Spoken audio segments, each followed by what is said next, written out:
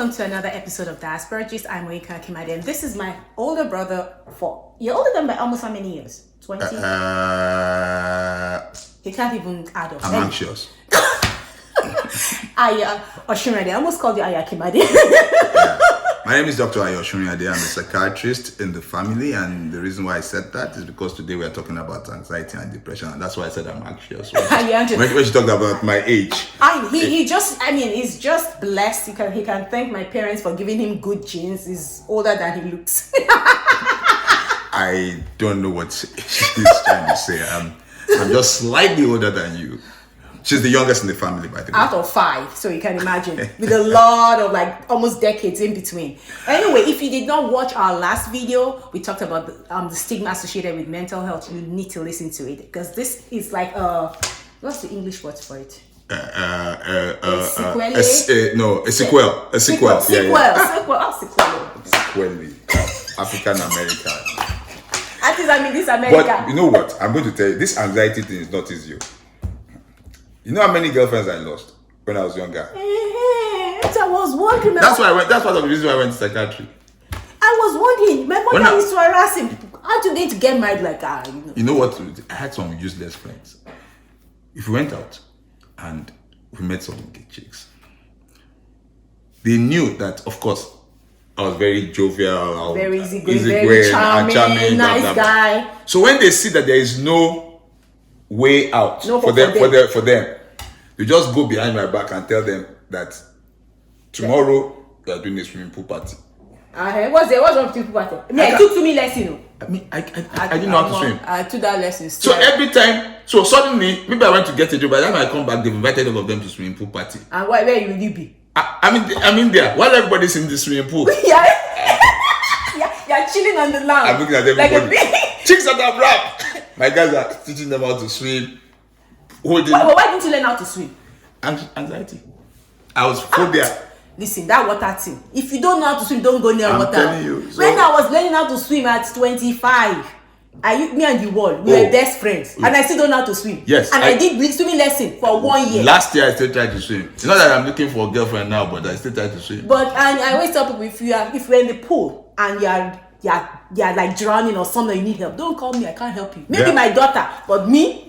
Same here. My daughter is, although my daughter too doesn't like swimming. But back to what we're talking about today is anxiety and depression, and this is a very interesting topic because the topic is really how do we recognize anxiety and depression in ourselves? What is anxiety? That's a very good question. Or how can you describe? Anxiety is a state of mind. By the way, this is not a medical advice. This is just a show. So if you have any of the symptoms we described today, or you think you have it, please go to your medical provider and check it out. Yeah, we're just having a conversation here where we're just talking about important topics that affect our society today. Yeah.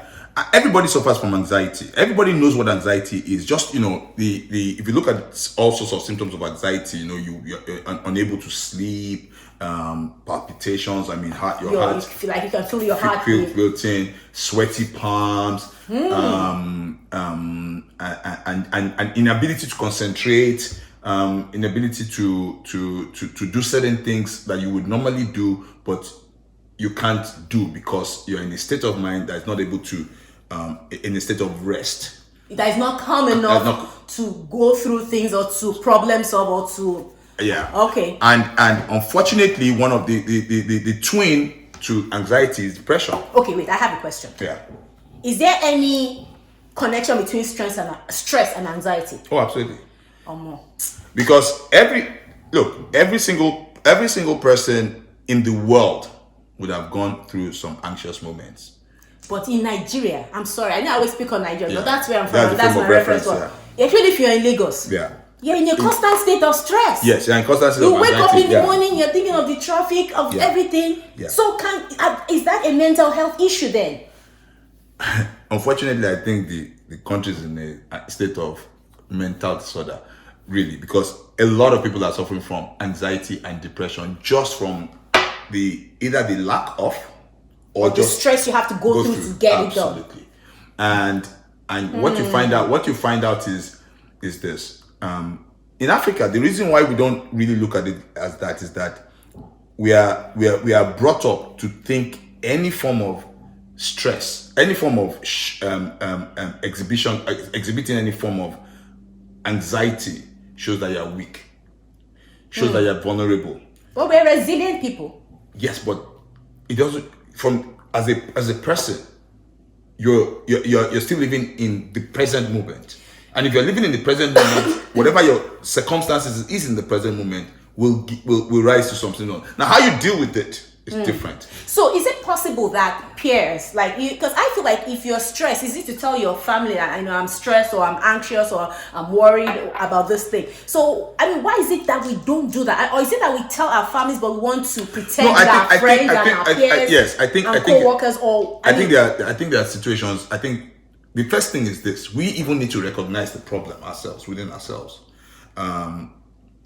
A lot of people think, especially as Africans, it's like they can cope with anything. And they think that because whatever is going on, other people have their problems, so I need to sort out my own problem. Now, if you're suffering from mild form is fine. Everybody suffers from some mild form of anxiety. When you're talking about clinical anxiety is what stops you from actually doing your regular daily activities. And so, for example, you wake up. So, for example, you can't sleep. For example, you're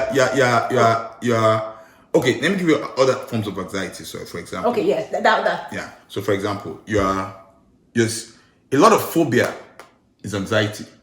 Okay, before we phobia go into means phobia. irrational fear of something. Before we go into fear, yeah, I really want to look at this because I feel like there are things that you're stressed about because you want them to happen. Yeah. Right. So, where does that stop? Where do you differentiate between this is like almost like a process that should happen or would happen as a part of life to something that you clinically is stopping you from doing whatever you want to? Because as an African, I know that Africans will push through whatever. Look. So maybe somebody else will say, I don't want to do this, or I'm feeling depressed, I will not go out or will not go to work. An African will stand up and still go to work. So how can they recognize that they are suffering from anxiety when they're still functioning? As long as they're still functioning. Yes, as long as they're still functioning. As long as they're still functioning, it can almost be looked at as semi-normal. Okay. The thing about it is this: is when it starts to affect your daily living. But I'm saying that in a lot of situations in the African setting, what do you mean by affect your daily living? So for example, because they go to work, they come home, and that's their daily living now. No, yeah, but if you think and they can still do it. They're not stopping. They don't stop. They do not go to work. No. So for example, but if you have an intense fear, that is the thing. So, for example, you still do it. No, but you can't. That's the idea. How many Africans do you know that don't do it because they have intense fear? No, because they don't think about it. You see, in that circumstances, you see, unfortunately, this is how I always say it. Anxiety in Africa is very different to anxiety in the diaspora, in the West. Okay. And I'll tell you why. This is it. In Africa, you're absolutely right. In Africa, there's a lot of stuff going on around you that you don't really have enough time to process it within you. Okay. You're trying to survive. You're trying to survive. Because the state of anxiety, the anxious state is because you yourself are aware of that state. But is it possible that... But when you wake up, first of all, you wake up, there's no electricity. You have to go and take... They have to start the gen. One rat has beaten you. Somebody is rat does not bite. What do you mean? Somebody is trying to steal your money. You see, you don't have time to be thinking that my heart is beating fast. You wake up beating. You fast. You have been fast. Since you are born, you have been fast. In your sleep, your heart is beating fast. You're getting ready for the next day. So that's anxiety state is the normal state. So in Africa, in Nigeria, like we talk about, anxiety, you see, actually, there is no problem with depression in the United States. Wait. I have a question before we go off anxiety and going to depression. Yeah. Are there other signs that your behavior or what you're doing or how you're interacting with your family or friends is as a result of anxiety? Yeah. For example. So, like I said, rapid breathing, sweating. When you're sweating, when your palms are... I understand those. Yes. Those are physical symptoms. Well, how does it affect your relationship with other people? Can you... Because you tend to be antisocial. Nigerians are not antisocial. That's why it doesn't really. That's why I said why we in cannot Nigeria. detect anxiety in Nigeria. Yeah. That's why they're only 16. That is why I said anxiety is more of a problem. As far as I'm concerned, I think anxiety is more a problem in the diaspora in the West where things work. I disagree. In Nigeria you have more depression. You have anxiety. You have depressive anxiety, which is. You know what I think in Nigeria? I think anxiety shows up by you or the individual not doing things they should do. How?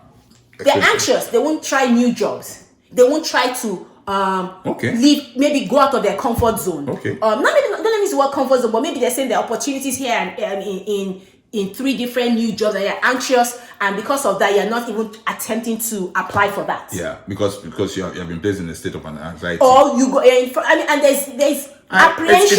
It's hard for me to be able to, like I said, it's hard for me to be able to tell you. Because honestly, when I look at, I give it to at least from Nigeria again. I come from the reference point of Nigeria. I give it to Nigerians. They live. It's life's way of if you think about it, it's life's way of balancing things out. Because in Nigeria, and I go back to Nigeria because I know in Ghana a little bit. In Nigeria, the stress is so much that they don't have the luxury of feeling sorry for themselves within that. Their heart, look, like you said, by the time you are even running for a bus, every time your heart is beating fast. So how can you differentiate? And it's hot, and the bus has no AC, so you're sweating. So how can you differentiate between a normal symptom of anxiety and the stress? And normal daily living? Because that is normal daily living. However, and this is why I keep going back to that. So what affects them there in the West, when you have everything is at the base level. So you all have you're living in a society where everything is available. Yes. You have the basics are available. So you're more anxious. You're more aware of the anxiety because you don't have to wake up and think about the other things that as much. No, you don't really have to think about electricity. As much, like you said. You don't have to think about water. You find water. Or traffic. If you live in Atlanta, that can cause. Yes, but you still get home. And you still get home. Exactly. So what I'm saying is really, anxiety is more of a situation where you're so in touch with yourself. Now, depression, on the other hand, that is the one thing that I know that most Nigerians are coming to understand now, that they are going through it, because it really is. It's a huge problem. Most Africans are going through it. Most people, they don't. It's a huge thing that there's nobody wants to talk. Nobody wants to talk about. Nobody wants to believe that they are depressed. It's almost like a sign of. I mean, even when you talk about between parents and kids, it's like I know some people that, or some kids, teenagers, that their parents that don't understand why they should be depressed. I have friends that don't understand the depression. I know people. I have people that they just don't. That concept. They cannot relate to it. So I always say something, and I look at this as reference point being American. There we go. I see. So look. Let me ask you something. What? Let's go. Because I don't like this thing that you always talk about. You being American. What's your name? Oyinkan. When did you? That's Oyin Akimade. Akimade? Alright, my name is Dr. Ayo Osurune. It doesn't work, sorry. Osurine. Yes. Osurine. Osunairi. Yeah.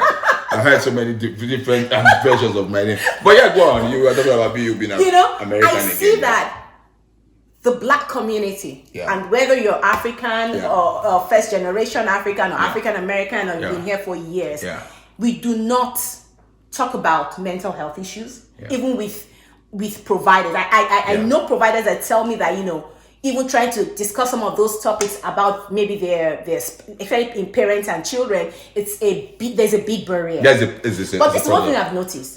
If you look at the Caucasians or those of that Caucasian descent, when they have a problem, they talk about it. And because they talk about it, they get help, they put attention to it, there's research that goes into it, they own up, they're out there like, hey, I'm suffering from this, or I know people that are suffering from this, we have to do something about it.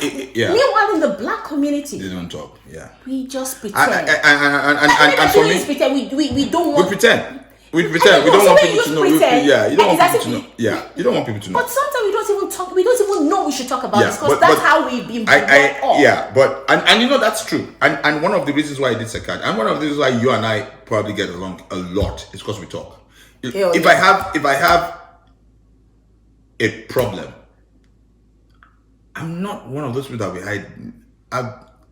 I've said, I can say, for me, for example, I've seen situations where I've been in situations where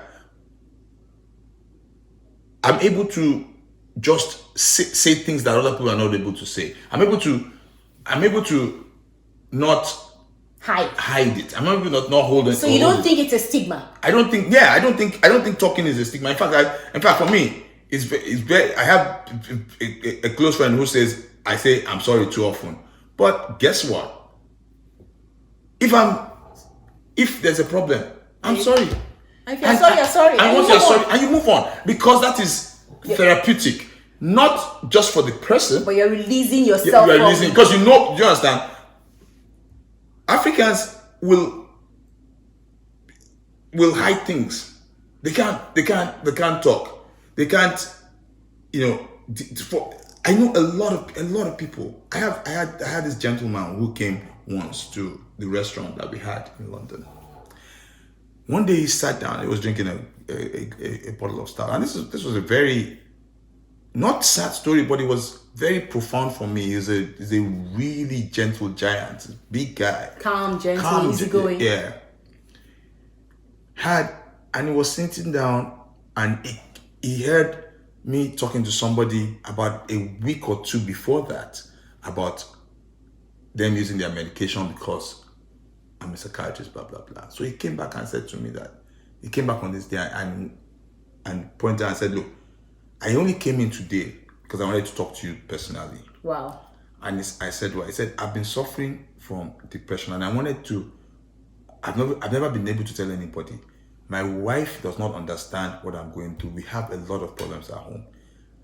And when you are asking me to have a drink the other day, I cannot drink because I'm scared of depression. But when you are telling somebody that you went through depression when your mom died, I thought to myself, I need to speak to him. So let me understand, is this normal? So you said something, you went through depression, you've been through depression. Yes, when mom died, yes. When mom died. How did you cope with it? Oh, it's funny. One day, I just woke up. I think it was about a year after mom died, and I just woke up and I realized that, that's not what really happened. Actually, what happened was I had another friend that died. She was a very good friend, a very, very good friend, very fit, but then she had leukemia. And so I kept following up on her, and that's another story we talk about about why relatives behave funny in mental we'll talk health. About that, yeah. But so I was following up on her, and then on New Year's Day, on Boxing Day, I called the hospital to find out how she was, and they said she had passed away. And for whatever happened, I don't know how it happened, I couldn't process it properly. And I started to think, here was mom that I just passed a few months ago. This is another very good friend of mine that had passed. And I kept thinking to myself, is this what life is all about? And I couldn't it just kept going on, and I lost control of myself, and I just stopped eating. Wow. I just started watching TV. I wasn't concentrating. Like just like I was glazing. just glazing. I stopped eating. Total loss of appetite. I couldn't sleep. I was really deep. I was in a dark place. So I called Rotimi again, and I told Rotimi, I said, Rotimi, after a week, I said, this is bad, because I couldn't do anything. I said, this is bad. I mean, I know this is, and he said, but you know what to do? I said, yes. So when you go, go to the doctor. And so I went to the doctor and I told the doctor. So the doctor, again, because they knew I was a psychiatrist, and at that time I was, still practicing. I just finished. I was in business school then. Yes. So I said, and so the doctor said, so what do you want me to do? I said, I just need you to prescribe me whatever that would help. And they did. And he said, you can be on it for 6 months. I said, I know how long. He said, yes, I know you know. So, but I just have to tell you. So I got on it. Within 2 weeks, I started feeling better. Within 3 months, I was off it. So here's the thing, because I think, let's go to the voice of reasoning quickly. Anxiety and depression is real, and there are different levels. Like the spectrum, it might be mild, you can deal with it, and there is no one size fits all. Some people, their faith, when they talk, they pray, that helps them. But for some others, they do that and they still need help. God has given us the wisdom to find out other things that can help when you're still struggling. So for those, with the religious belief, if you're still praying and you're still battling this, there is a way out. And I know it's important for you to understand that it's anxiety and depression have physical elements to it. It's a lot of it can be chemical imbalance. Yes, you have to understand that there's no. It's almost like any other illness that you have. Why I said that, because depending on the level, with some, with praying and all, you need can get out of it. Yeah. But if you're depending on how this, am I wrong? Yes, depending on how on the spectrum, on what causes it. Yes. Forget about the spectrum. If you're praying and you're still having and it hasn't gone. It hasn't gone. Then you need to seek help. That's what I'm saying. Because some people and medication is like that. Trust me. It doesn't have to be for. I mean, I'm not going to even go into the medical how long. But the truth is, we want you to know that if you seek help, you can get help, and you can feel better. Yes, and also what we are going to do is on our website again. We're going to put a lot of resources, links, help to places that you can go for help. If you're feeling suicidal, if you're feeling depressive, if you're feeling because sometimes anxious, you just don't want to talk you to people don't talk to people you know. You just need to speak to someone. Whether if you're in the UK, we'll put the link down. If you're in the US, we'll do that. If you're in Nigeria, you will do that. If any country that we think that we can do that, we will put it out there, because it is very important that there is somebody out there right now that is watching this and knows somebody that's suffering through this. Yes. Just go and look at that link. Just talk to them. There's a treatment for it. There's nothing that is wrong with going for treatment. And so thank you, ladies and gentlemen, again for this episode. We'll be back. We have a lot of new topics that we're going to be discussing. And if you have any topic, even regarding to mental health, that you want us to just, throw some light in. We're not your providers, as we said, but just to have this conversation, please write it down in the comment below and we'll sure look into it. And send us all your comments. Thank you. Yeah. Don't forget, subscribe, click the bell icon so you will know as soon as we upload, and please like or dislike if you don't like it. And just tell us what it is. I mean, if you feel that my sister is not an African American, just say it. And if you think my brother is jealous of me being an American, please say that. Don't say it. All right, Bye. I'll see you. Nice.